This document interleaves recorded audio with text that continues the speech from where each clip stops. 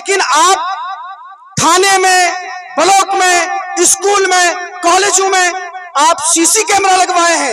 एक आदमी बार बार अगर ब्लॉक जा रहा है, क्यों आ रहा है भाई? कौन सा दलाल है ये? कौन सा हड़पने वाला है? कौन सा माल ले रहा है? कौन पहुंच रहा है? आप उस पर क्यों नहीं लगाम लगाते हैं? लोगों की शिकायतें हैं।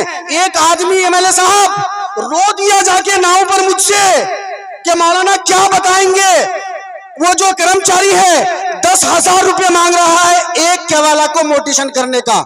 उसके जवाब दे कौन होंगे, मैं होऊंगा या आप होंगे?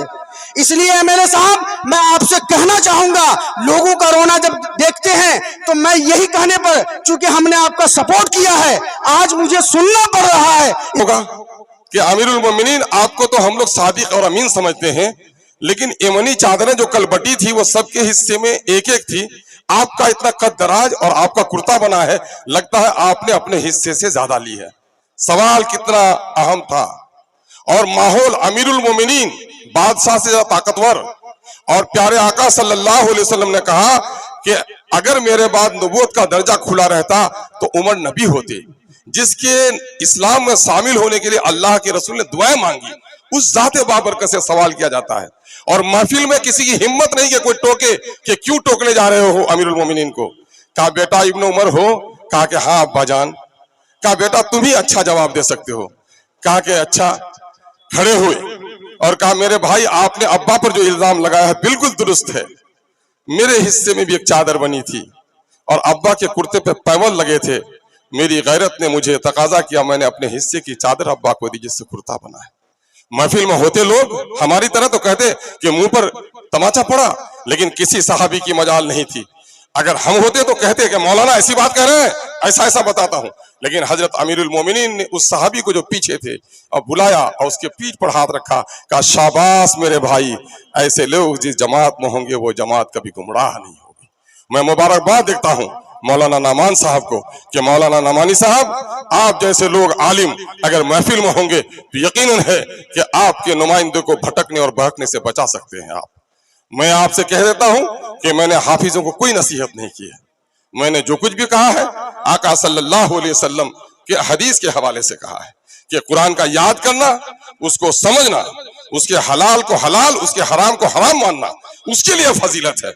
ये कुरान बेचने वालों के लिए फजीलत नहीं है मेरे भाई। जहां तक आप कहेंगे, कुरान में अल्लाह ने कहा कि वो कौम इन्नल्लाह ला युगय्यिरु मा बिकौमिन हत्ता युगय्यिरु मा बिअनफुसिहिम, खुदा उस कौम की हालत नहीं बदलेगा जो खुद अपनी हालत को बदलने के लिए तैयार नहीं हो।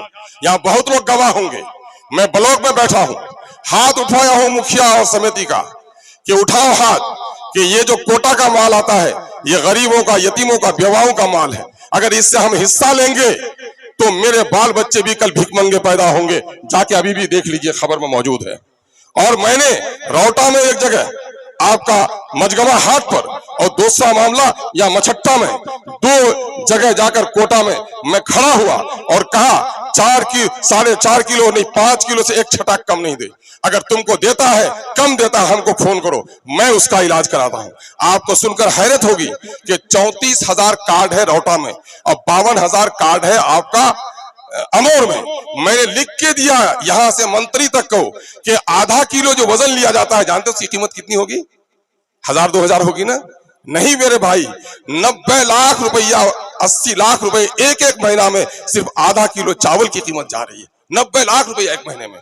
लेकिन आज तक कोई बंदा मुझे दरखास्त देने के लिए नहीं आया कि मुझको हक नहीं दिया। वो 4.5 किलो ठीक है, बल्कि कई जगह इल्जाम लगा कि एमएलए साहब को हिस्सा नहीं मिला है। इसीलिए मैंने अपने मुखिया मेंबरों को कहा है, खुदा के वास्ते तुम स्कीम में 10 टका कमा लो, चूंकि सरकार तुमको तनख्वाह नहीं देती है, लेकिन इन बंदों का हक मत दो। मैं गया 12 ईदगाह, वहां मैंने गुफ्तगू की कि अगर तुम पर कोई सताता है तो बताओ। 20 आदमी हाथ उठाए, हाँ पैसा लिया इसमें, और आज तक मैं एक दरखास्त लिख करके नहीं दिया। मैंने कहा दरखास्त लिख करके दो। मौलाना खुद गवाह है, एक शख्स बैंक में पैसा जमा करता है, उसका भाई बाहर से कमा के पैसा भेजता है और उसको बैंक वाला कहता है कि तुम फिक्स डिपॉजिट में जमा नहीं करोगे तो तुम्हारा हम वो गैर कानूनी लेन देन में तुमको फंसा देंगे। मैंने कहा दो मैनेजर को डाटा, मौलाना गवाह होंगे कि तुम्हारे किसने तुमको हिकमत दिया, एक मजदूर जाके कमाता है तो उसको पैसा जमा करवाएगा, किसने तुमको? बहुत मैंने डांटा।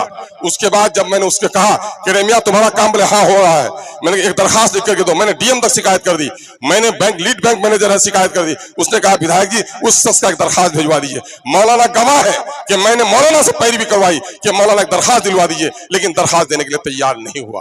भाई लिख के देने के लिए तैयार नहीं हुआ। मेरे भाई हरम पाक के काजी को बुला लो, और लड़की रिजा नहीं देगी तो निकाह होगा क्या? होगा क्या निकाह? अमेरिका का डॉक्टर आ जाए, मरीज दवा नहीं खाएगा तो फायदा होगा क्या? आप मुझे मौलाना, मैं आपकी जूतियां सीधी करने के लिए तैयार हूं। ऐसे जितने भी हो रहे हैं लोगों के लाइए, अगर मैं उसमें नहीं लड़ता हूं, अभी मास्टर साहब यहाँ गवाह है, अभी 10 गुना ज्यादा वो वसूली किया गया है, वसूली की गई है, और मैंने उसके लिए हाउस में क्वेश्चन किया है। यहाँ मुफ्ती साहब गवाह होंगे, कितने केबाला का बगैर रिश्वत के भी पंचायत वो करवाया है। लेकिन जो आदमी अपने बहन का हिस्सा नहीं देकर अपने बहन का हिस्सा समेत बेच लिया है, किसे केबाला कर लिया है, भाई से उसके बहन का हिस्सा भी वो 25,000 देके कर रहा है, मेरे पास नहीं आ रहा है। मैं आपको कोई वो नहीं करना चाहता हूं। खुदा के वास्ते आपने महफिल में बात उठाई है, मैं आज ऐलान करता हूं आपसे, इससे पहले भी मैंने बारहा ऐलान किया, ब्लॉक की मीटिंगों में मेरे आओ, कि अगर आपका इस तरह का मामला हुआ है, यह खादिम हार और जीत से नहीं, इस खादिम का है वादा है कि मैं हार जाऊं ये पसंद करूंगा, लेकिन किसी जालिम का साथ नहीं दूंगा। मैंने तो तकरीर में कहा, चोर उचक्को शराबियों मुझे वोट मत देना, मेरे वोट नापाक हो जाएंगे। वो तो इज्जो मंतशा वो तो जिल्लो मंतशा। इसलिए खुदा के वास्ते अगर इस तरह का मामला आपने सवाल पैदा किया है तो ऐसा मामला लाइए, इंशाल्लाह जरूर जवाब दूंगा।